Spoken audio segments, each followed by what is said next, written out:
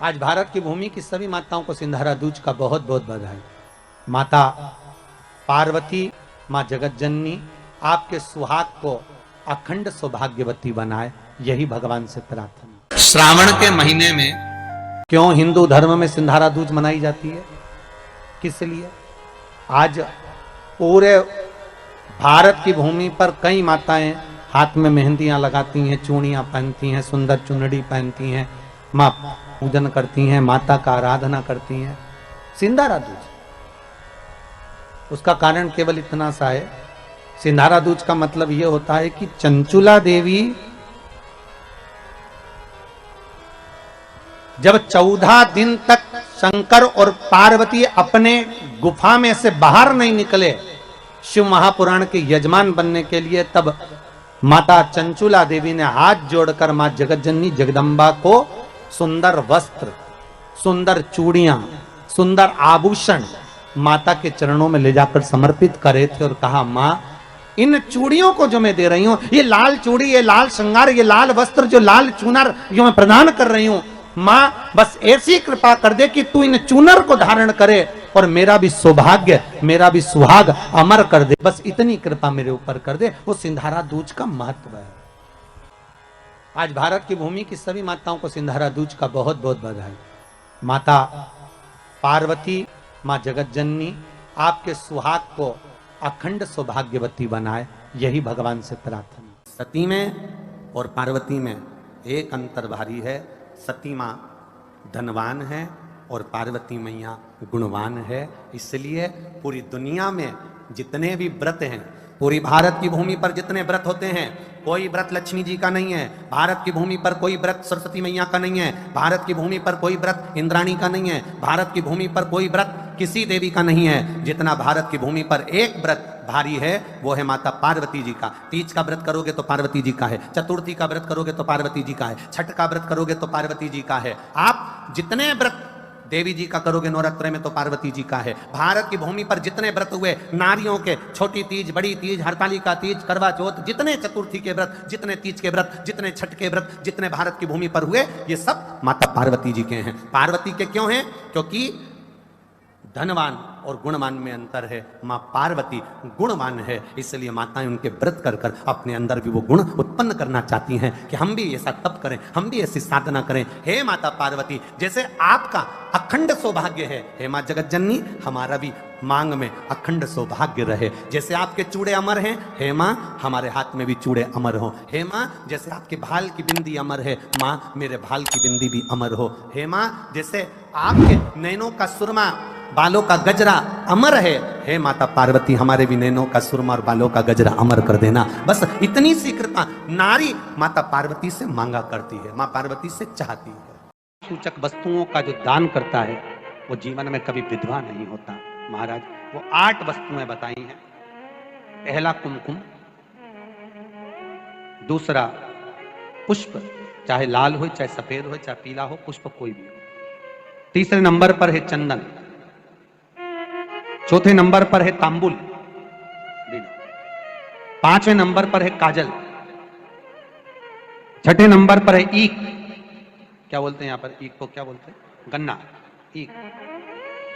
सातवें नंबर पर है लौंग, खाने वाली जो लौंग होती है, लौंग। और सातवें नंबर पर है, 8वें नंबर पर है जीरा। कहते हैं चैत्र महीने की तृतीया तिथि को बिना नमक का भोजन कर कर, सुबह बिना नमक का भोजन करें, एक समय फलाहार करें बिना नमक का, और तुला दान के बराबर एक पलड़े में अपन बैठकर 8 वस्तुएं तुला की रखकर जो दान दे देता है वो नारी कभी विधवा होकर नहीं जाती, 7 जन्म तक अखंड सौभाग्यवती रहती है। अखंड सौभाग्य कार्य करेंगे तो भी सौभाग्य की सामग्री देंगे। सौभाग्य की सामग्री का दान क्यों किया जाता है? सौभाग्य सूचक वस्तुओं का दान क्यों किया जाता है? सौभाग्य की वस्तुएं क्यों प्रदान करी जाती है, क्यों दी जाती है? उसका कारण क्या है?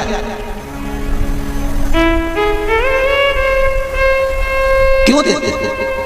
महाराज भारत की भूमि की सौभाग्यवती माताओं का एक मन की अभिलाषा रहती है, भारत की भूमि की माताओं की एक अभिलाषा रहती है कि जब उसके प्राण छूटे तो अखंड सौभाग्य धारण करके पति के कंधे पर और पुत्र के कंधे पर शमशान पर। ये भारत की भूमि की माताओं की सोच, उनके मन का संकल्प, उनके मन का भाव। और विदेश की माताओं का क्या संकल्प होता है? महाराज, भारत का एक संत विदेश गया और भारत के संत जब विदेश गए तो वहां पर एक मां, एक स्त्री पति की कब्र के पास में बैठकर पंखा कर रही थी। भारत के संत को बड़ा दुख हुआ, देखो हमारे यहाँ की माताएं तो पति के साथ सती हो जाती हैं, हमारे भारत की भूमि की माताएं तो पति के साथ सती हो जाती हैं, पर ये तो विदेश की माताएं तो भारत की माता से भी बढ़कर है कि पति मर गया, कब्र के अंदर है तो भी पंखा कर रही हैं। ये तो इनसे भी बड़ी है, भारत की माता से भी बड़ी ये विदेश की माता। तो भारत के संत से रहा नहीं गया और भारत के संत ने जाकर पूछ लिया विदेश की माता से, माँ जी एक बात बताओ, हमारे यहाँ पति के साथ पत्नी सती हो जाती है, वो प्रथम गिनती में आती है, पर तुम तो उससे भी बड़ी हो कि पति मर गया उसके बाद भी उसकी कब्र को पंखा कर रही हो। इतने में विदेश की माता ने कहा, मैं पति को पंखा नहीं कर रही, हमारे यहाँ नियम है जब तक पति की कब्र नहीं सूख जाए हम दूसरी शादी नहीं कर सकते, इसलिए पंखे से सुखा रहा, इसलिए पंखे से सुखा रही है। मेरे भारत की माताओं में और विदेश की माताओं में अंतर है साहब। मेरे भारत की माताएं अखंड सौभाग्य की वस्तुएं धारण कर कर अपने आप को गौरवान्वितता महसूस करती हैं और विदेश की माताएं ये सब वस्तुएं उतार कर गौरवान्वितता महसूस करती हैं।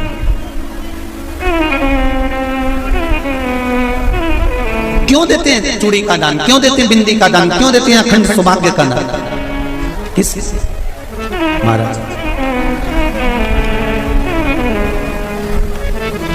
मेरे हाथों में भर भर के चूड़ी रहे, मेरे हाथों में भर भर के चूड़ी और मैया कोई काम ना,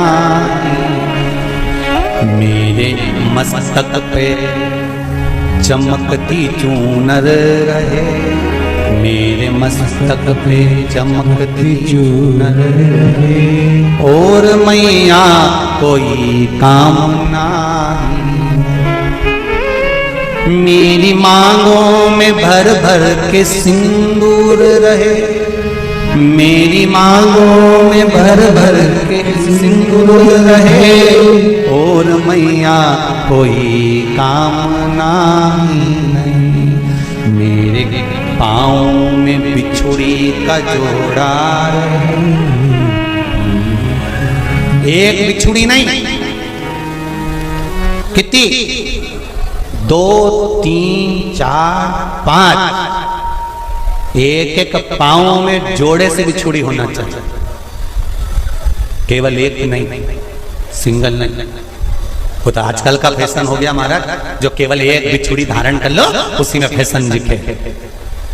श्रावण की शिव महापुराण की कथा कहती है जब बेटी को विदा करा जाता है और पहली बार बेटी के पाँव में जब बिछुड़ी डाली जाती है तो वो बिछुड़ी भी अलग अलग नहीं होती, उस बिछुड़ी के जोड़ को चेन से एक दूसरे से बंधा हुआ होता। बोला सही है कि गलत? जितने आस्था चैनल पर कथा सुन रहे हैं, जितने फेसबुक पर सुन रहे हैं, यूट्यूब पर सुन रहे हैं, सुन लेना कि मेरे भारत की माताओं का जब पाणी ग्रहण संस्कार किसी बेटी का होता है, उसके पाँव में जब पहली बार बिछुड़ा पिनाया जाता है, बिछुड़ी पिनाई जाती है, तो वो बिछुड़ी भी एक दूसरे से बंधी हुई होती है, चेन से बंधी हुई होती है। उसको अलग अलग वाली बिछुड़ी शादी के मंडप में नहीं पिनाई जाती। क्यों? जैसे ये बिछुड़ी एक दूसरे से पाँव में बंधी हुई है, तुम्हारी जिंदगी अंतिम श्वास तक ऐसी ही बंधी रहे, यही बनना चाहिए। वो तो अब माताओं ने थोड़ा सा फैशन चेंज कर दिया, अब पाँव में ज्यादा बिछुड़ी निकलती, गड़ती है, चुभती है, एक बिछुड़ी धारण महाराज, पर नहीं, बिछुड़ी भी 2 हो, जोड़े से हमारी माताएं, भारत की भूमि की जो माताएं हैं, ये चूड़ी भी हाथ में पहनती है तो जोड़े से पहनती है। बोलो जैसा सही है कि गलत है? एक अकेली चूड़ी माताएं हाथ में धारण नहीं करती हैं।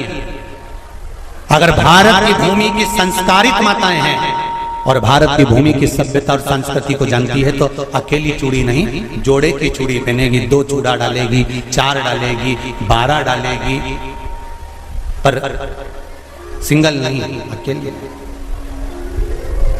और सरल भाषा में समझ लो, हमारे यहां ठेले पर लेने जाओ तो जो केले अपन खाते हैं वो भी सिंगल नहीं देते, उसको भी जोड़े से दिया जाता है।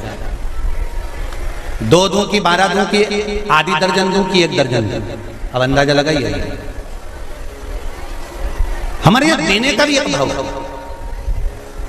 श्रावण के महीने की शिव महापुराण की कथा, जिसका नाम है श्रावण शिव महापुराण की कथा, ये कहती है कि पार्वती जी ने और गंगा जी ने ये चतुर्मास में जितना सौभाग्य का दान दिया है, उनके बराबर दुनिया का कोई व्यक्ति इतना सौभाग्य का दान नहीं दे सकता जो माता गंगा और पार्वती दोनों दान दे रहे हैं।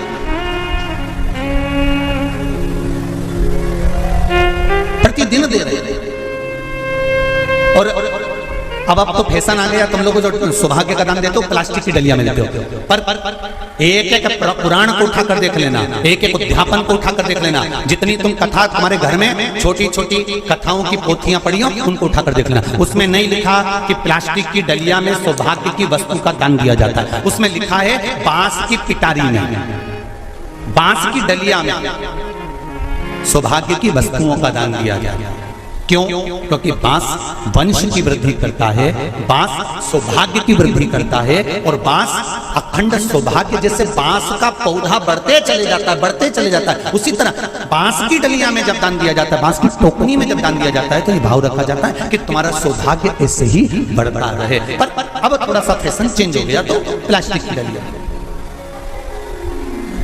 पर प्लास्टिक की नहीं,